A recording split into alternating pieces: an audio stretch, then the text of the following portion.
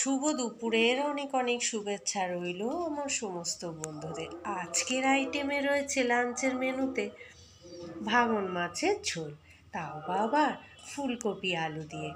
বেশ স্বাদ লাগে, যাকে বলে অতুলনীয়। আর সাথে রেখেছি টমেটো দিয়ে মুসুরির ডাল।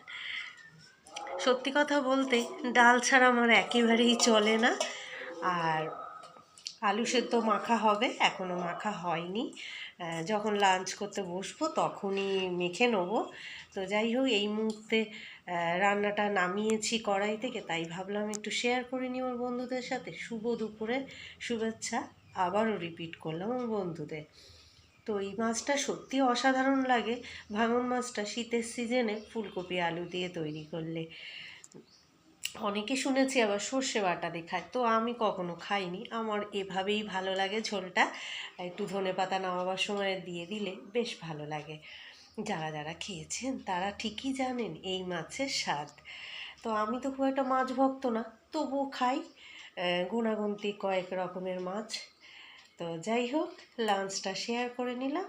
আবারও দেখা হচ্ছে নেক্সট ভিডিও।